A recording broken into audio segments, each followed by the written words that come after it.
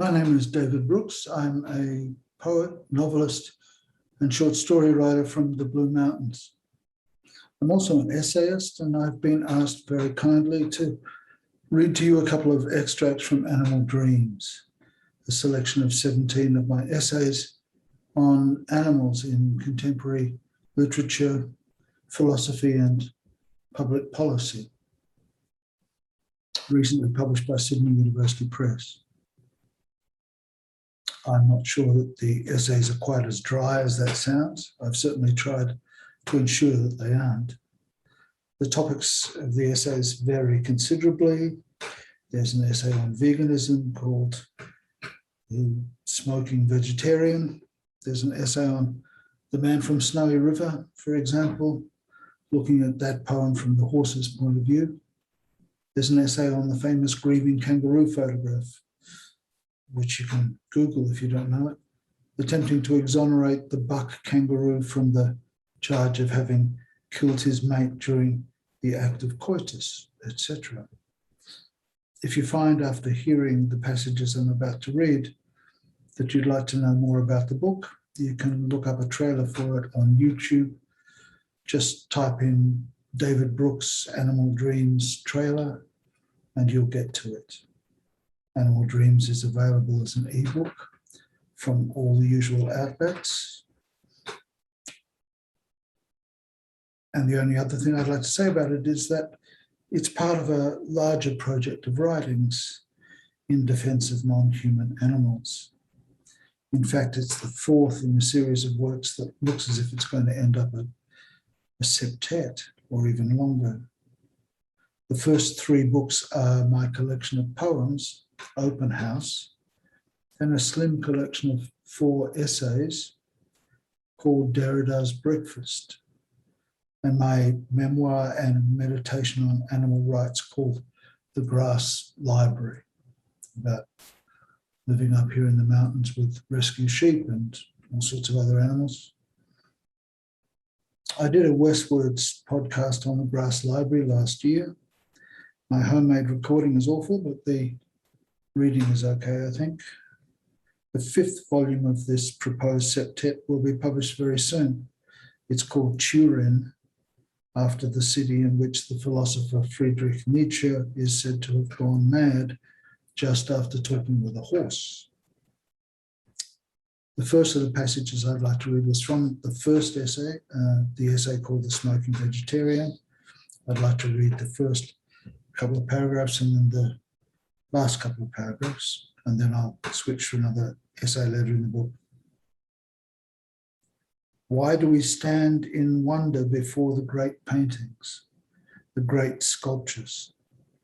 What is that aura that we seek that even in the slightest works can capture and enthrall us, that emanates from the lines of poetry, that whelms through music, that is part of the atmosphere of novels? Is wonder the best term for it? Critics have wrestled with this question for centuries, resorting to such terms as the sacred, worship, the spiritual, or rejecting such terms, have found in that feeling of awe, that yearning, a kind of secular substitute, or evidence that art might be a kind of secular substitute. Certainly it doesn't seem to be rational, this wonder and apprehension. And this, perhaps, is its perpetual appeal. We might, before the work of art, find our mind racing, but the feeling to which I refer is what sets the mind racing, not the racing itself. A stilling, a confounding, something at the tip of the mind, as a word can be at the tip of the tongue, at once so close and so out of reach that it has others writing of depth psychology, infantile states, mourning for some pre-linguistic plenitude, as if we have found in ourselves a deep hole, a chasm. Even if we choose to ignore it, Everything in this place of art seems to resonate with its presence. And then the last paragraphs from that essay.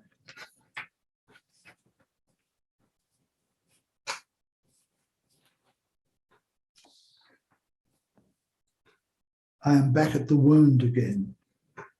As my opening intimated, I want to speak of the animal in literature and art, in a sense different from any I might so far have adduced, neither in terms of its presence, let's say, nor of its absence, but of something as likely manifest in the curve of an archway or the shadow of a chair. Once, at an exhibition of the paintings of Giorgio Morandi, I saw a man in a business suit standing before a still life, weeping. The painting represented a set of glass bottles on a tabletop, 4 glass bottles and an open canister, nothing more. Can it be that people go to art galleries in order to sublimate their pain, or to seek its reflection, its echo? Could it be that in each work they pass, the wound searches for itself, or for balm, for healing, albeit largely unbeknownst to them, just as the artists themselves cannot have known, at least not many of them, the nature or origin of that intensity they wished to capture or restore, the idea they wished to return to its body. The church and the gallery closely linked in a complexity that almost passes understanding. But that may be the point, to pass understanding, to be a place, places, to keep from the mind what the mind cannot bear. And then I'd like to read a few paragraphs from an essay on writing itself, on the writing of animals. That's the title of the essay, Writing Animals, and the complexities, the problems of trying to write about animals.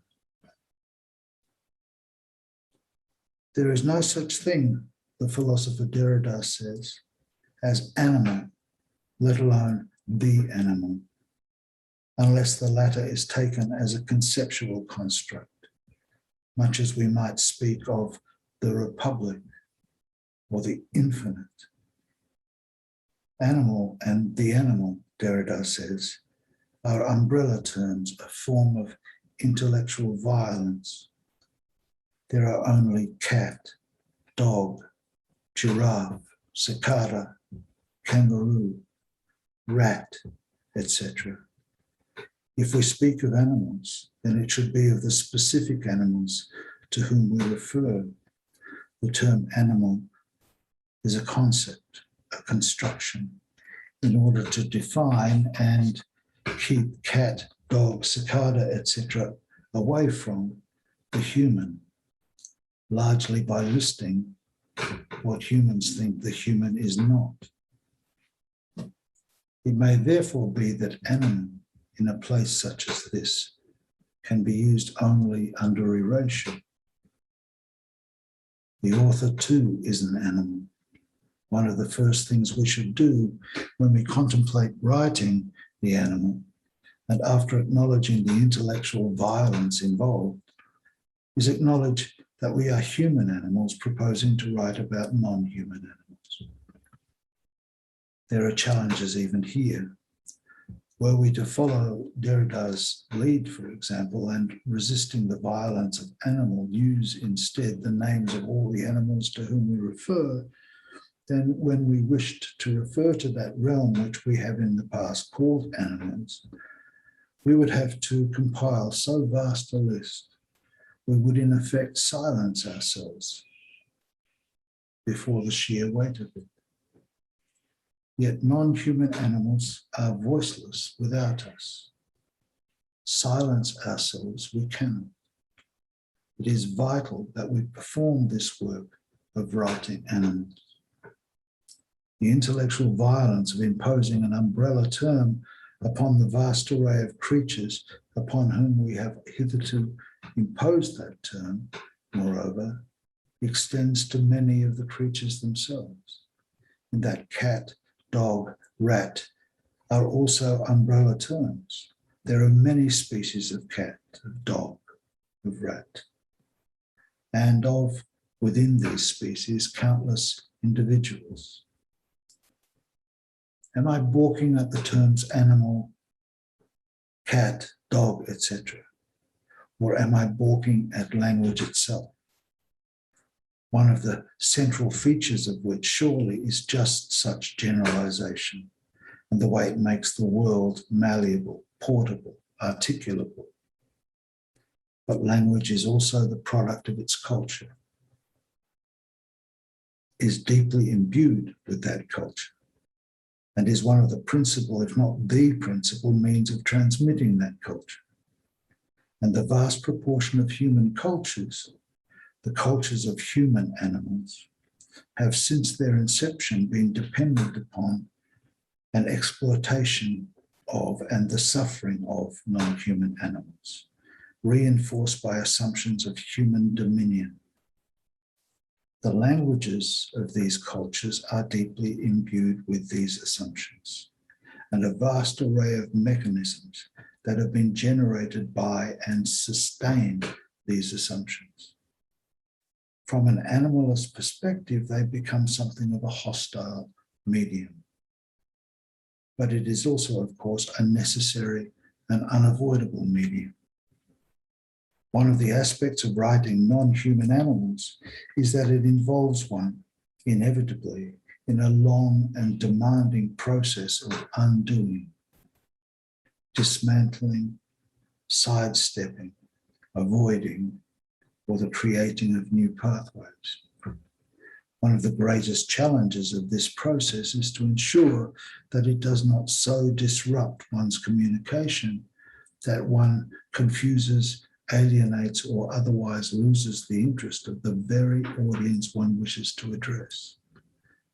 The writer of animals walks a tightrope. Thank you.